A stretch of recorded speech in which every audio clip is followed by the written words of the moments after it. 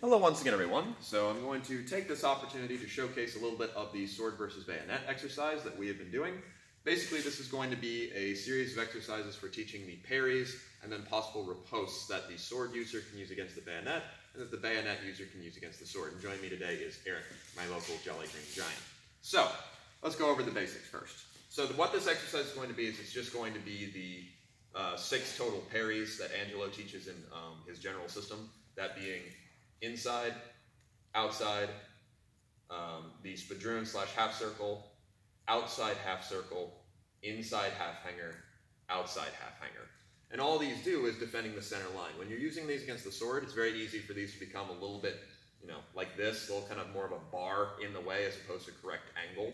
But since I have to deal that center line as he's coming forward with the thrust, I really need to be on my game for these. So let's go ahead and switch sides for this. So the way the exercise shall be is the sword user shall begin in the outside guard. Bayonet user has their bayonet charged at the chest, and all they're doing is pointing to the upper chest for now. He lunges. I use the inside guard to parry. He recovers. I stay in the inside guard, giving him that same opening.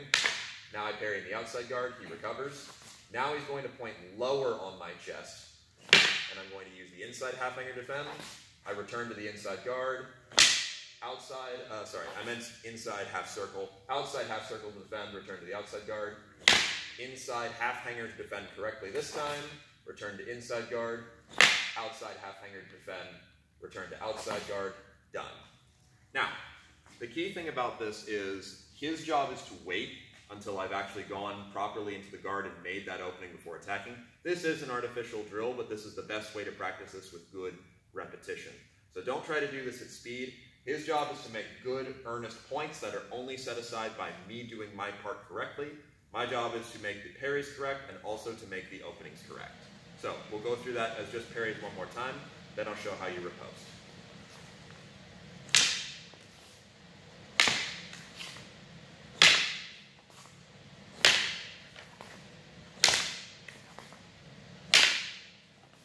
Good. Now, nice and simple, very quick exercise. Let's talk about how you riposte. Now this isn't required, but some general recommendations I have is keep it simple.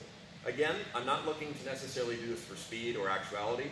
What I'm doing is after I get my successful parry, I'm just going to follow Eric as he recovers. So we'll slow it down just a little bit because I want to be doing my best just as he is doing his best. So he's practicing recovering all the way back, and I'm practicing getting my full lunge out. So, off the first one he attacks, I parry with the inside guard. As he's starting to recover, I'm going to return with a 2 behind the bayonet to cut his face. You could also return with a thrust with your nails up, but we'll go ahead and do the cut on this one. So I return, then I recover to the outside guard. Nice and simple, right? So here's that again. Parry, cut, recover. Now this time I'm recovering to the inside guard so I can set the next thrust. Boom, 1 cut, recover. Nice and simple, really. Now against the other 2, we're going to have instead of thrust rather than a cut. This is because getting thrust slow, it doesn't really make a ton of sense for me to try and cut here without first grabbing his bayonet, and we're saving that for later. Now, I'm not going to try and thrust under his bayonet. Instead, as he recovers, I'm going to extend and then follow through with a point. So since I did inside half circle, really bad at that today, I'm going to lift my point and just extend with a lunge to point him in the breast. I then recover, and I've made the new opening. Same thing on this side. I just return with my guard up. Don't worry so much about his bayonet here. Again, this is artificial. In reality, we know I'd be stepping up close. That's what these next 2 are going to show better. So he attacks. I'm going to parry. I'm going to reach underneath and grab, and then deliver either a 7 or a 2. Now this one especially, if he's recovering in good time, you may feel yourself slightly pulled forward. That's fine. Just keep a good hold. Again, this is for exercise purposes, not for realistic. You can drill the same thing later. Now, for the outside half hanger, that's going to be a little bit different. So this one's the ideal, in case you haven't noticed. This one can also still be very, very good, but it requires you to do a little bit more finagling for this. Let's switch sides real quick. So what I'm going to do here is that from the inside guard, he attacks. I make a nice big outside half hanger. I'm going to first throw my body forward. Make sure you have this parry secured. Then throw your body up and grip with your thumb to your person. You can grab it in front of his hand or between his hands, but you want to be generally close to his left hand so that he gets less leverage. With my hand in the middle of his half and his hand in the middle of the half, we really kind of have equal here, right? Also make sure you're going thumb to thumb so that way you've got equal pressure. You reach this way, yeah, that isn't going to happen, right? But once you've got that secured, it pretty much just fall with a point into his gut. So parry, grab, in. Once again, you'll notice that because I grabbed and was following him, I end up being slightly pulled with him. Just be mindful to only stick the point in after you've got him secured. If you try to rush this and that point goes past, we're in grappling range, and this is now something else. But we'll switch back to the original sides. We'll now show that exercise with riposts.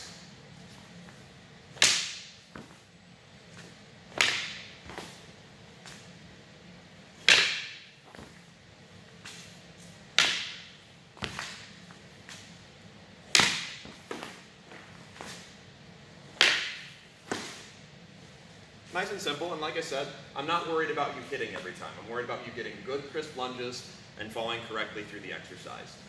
Like I said, this is an adaptation. Angelo doesn't describe the riposte with the exception of this one, but I figured they're pretty simple to put in. Very good exercise. Now, we'll switch equipment real quick to show what the other side of that coin looks like. So, switch sides. When it comes to bayonet versus the sword, you have two different contexts. You have cavalry and infantry. The more common one you're going to have to deal with is cavalry, which fortunately Eric is nice and tall, so that's not hard to represent. These are all going to be versions of the prime parry. So, this is the prime position. My prime parry has three forms. Covering on my right side, covering directly ahead of me, and covering more on my left side. All that is what direction I incline the middle of my gun.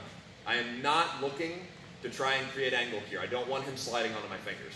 I want to catch him square, right in the middle. At the same time, I'm also going to create a pinch grip, so my thumb and my finger are below that level in case he does try to take my fingers, which is why I'm catching him up like this.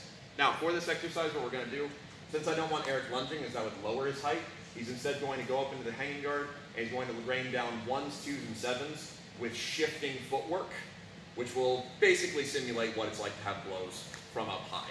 But we'll do the exercise nice and slow. I start with my point at his chest. He begins with a 1 cut, catch, 2 cut, catch, 7 cut, catch. Nice and simple. All I'm worried about is bringing my arms up consistently. I'm not trying to reach out and catch him.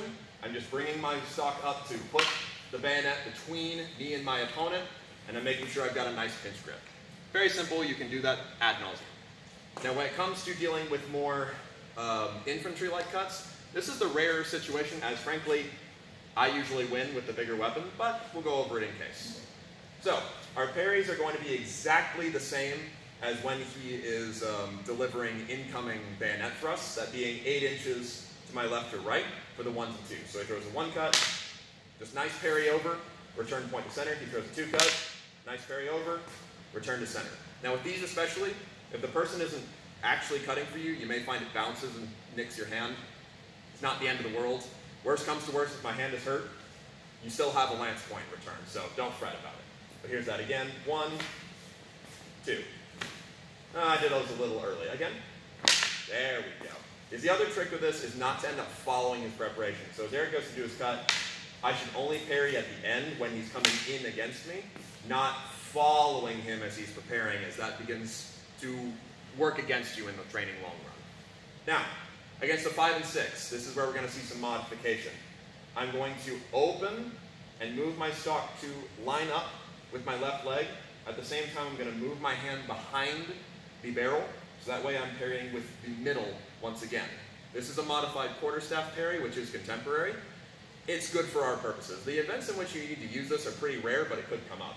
So he throws his 5, he now throws his 6, same thing. Nice and simple. And that's our sword versus bayonet exercise at current. Now, you can also then return with your thrusts, which are going to be pretty simple, so I guess we'll show that real quick. Just after you get your successful parry, follow the point. So 1, point, 2, point, 5, point, 6, point. Nothing to write home about. But either way, like I said, that's our basic sword versus bayonet exercise on both parties. It will continue to get a little more advanced and you can make this more free flow, but for now, that should be a useful study guide as well as just passably interesting for anyone who is looking to train that particular combination. But otherwise, thank you very much for watching, and we'll go over some other techniques another time.